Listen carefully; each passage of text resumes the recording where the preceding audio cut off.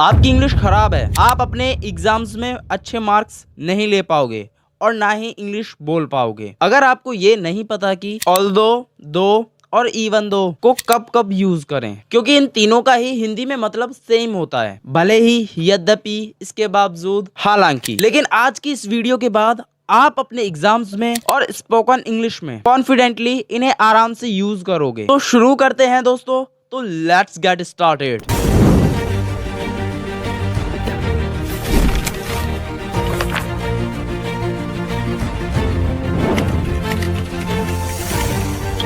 दोस्तों अब बात करते हैं इन तीनों का हम यूज कहाँ करते हैं। तो दोस्तों जब कभी भी हमें सेंटेंस में कॉन्ट्रास्ट दिखाना होता है, कॉन्ट्रास्ट मतलब कि हमें उल्टी सिचुएशन को शो करना होता है, उल्टी सिचुएशन को दिखाना होता है एक सेंटेंस में, ठीक है दोस्तों, तब हम यूज करते हैं दो, इवन दो, ऑल दो। जैसे कि ऐसे समझो कॉन्ट्रास्ट क्या होता है, ऐसे समझो इसको। मान लो आप बहुत थके हुए हो, अब नॉर्मली आप क्या करते हो, क्या करना चाहिए आपको? अगर आप बहुत थके हुए हो तो नॉर्मली आप क्या करोगे? रेस्ट करोगे। लेकिन आप क्या करते हो, रेस्ट नहीं करके इसका उल्टा कर देते हो, पढ़ने लग जाते हो। यही जो उल्टी सिचुएशन हुई है, ठीक है दोस्तों, इसी को हम बोल देते हैं कॉन्ट्रास्ट। ओके, ये जो अपोजिट हुआ है ना, यही होता है कॉन्ट्रास्ट। ओके दोस्तों, इसी बात को, कॉन्ट्रास्ट को ही शो करने के लिए हमारे आते हैं दो, इवन दो, ऑल दो।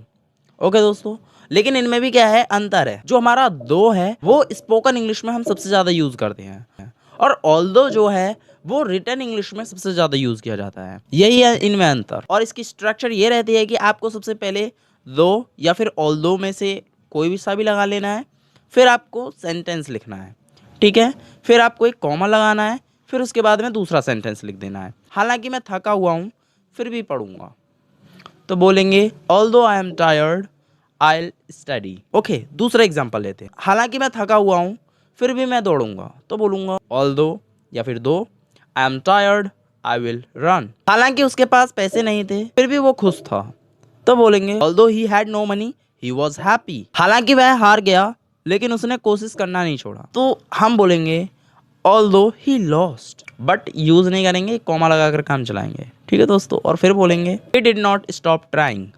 हालांकि खाना अच्छा नहीं था मैंने खा लिया। अब यहाँ पर देखो कितना उल्टा हो रहा है, खाना अच्छा नहीं था, है ना, तो नॉर्मली नहीं खाना चाहिए था भाई, लेकिन मैंने खा लिया, है ना। तो ये चीज़ शो करने के लिए, ये चीज़ दिखाने के लिए हम यूज़ करें ऑल्दो या दो the food was not good I at it. Okay दोस्तों, तो बहुत सिंपल था। आई होप आपको ऑल्दो और दो समझ में आ गया होगा। अब दोस्तों बात करते हैं कि इवन दो क्या है। फिर दोस्तों इवन दो कुछ नहीं है। जब कभी भी आपको स्ट्रॉन्ग कॉन्ट्रास्ट दिखाना होता है तब आप यूज़ करते हो इवन दो। जब आप जोड़ देते हो बात पर, यार मैं बहुत ज़्यादा थका हुआ हूँ लेकिन फिर भी पढ़ूंगा, तो दोस्तों इस तरह का जब जोड़ देते हैं ना तब आता है इवन दो। तो बोलेंगे even though I am extremely tired I will study. Okay दोस्तों, तो बहुत ज़्यादा जब जोड़ देते हो ना तब आप यूज़ करते हो इवन दो। और आपको ज़रूर ये वीडियो बहुत अच्छी लग रही होगी और बहुत ज़्यादा आपकी हेल्प हो रही होगी इस वीडियो से। ओके दोस्तों, और एग्जाम्पल्स लेते हैं इवन दो के, मेरे साथ चलते रहें, थोड़ा सा पेशेंस रखें अपने अंदर। हालांकि उसने बहुत कम पढ़ाई की लेकिन वो टॉपर बन गया। Even though he studied very little he became the topper. तो दोस्तों अब बात समझ में आ गई होगी। जब कभी भी आप नॉर्मल कॉन्ट्रास्ट दिखा रहे होते हो तो आप यूज करते हो ऑल्दो या फिर दो। ओके दोस्तों, कॉन्ट्रास्ट वही है कि भाई जो नॉर्मली होना चाहिए था उससे अलग हो रहा है, ठीक है, वो नहीं हो रहा है, उसका अपोजिट हो रहा है, ठीक है दोस्तों। जैसे कि अगर मैं थका हुआ हूं तो नॉर्मली रेस्ट लेना चाहिए लेकिन इसका उल्टा हो रहा है, तब हम इनका यूज करते हैं, ठीक है दोस्तों। आई होप आपको समझ में आ गया होगा। तो ऑल्दो और दो नॉर्मल कॉन्ट्रास्ट शो कर रहे हो तो यूज करो और बोलो। माना कि उसने बहुत कम पढ़ाई की थी वो फिर भी टॉपर बन गया, तो दोस्तों यहाँ देखो स्ट्रॉन्ग कॉन्ट्रास्ट दिखा रहा हूँ। ओके दोस्तों, तो जब आप स्ट्रॉन्ग कॉन्ट्रास्ट दिखाओगे तो इवन दो का यूज करोगे। तो दोस्तों अगर आप सच में अपनी इंग्लिश को सुधारना चाहते हैं, अगर आप चाहते हैं कि आप डेली खुद को इम्प्रूव करें, तो ऐसे लोगों से खुद को घेरो। और ऐसे लोगों से खुद को कैसे घेरोगे, मुझको सब्सक्राइब कर लो ना, है ना। जब सब्सक्राइब कर लोगे तो जब आप YouTube चलाओगे ना तो मैं तुरंत दिख जाऊंगा आपको। तो दोस्तों ऐसे लोगों को जब आप सब्सक्राइब करोगे तब आपकी इंग्लिश खुद ही इंप्रूव हो जाएगी। तो दोस्तों यहाँ मुझे सब्सक्राइब करना मत भूल जाना और हर जगह मुझे फॉलो करना मत भूल जाना।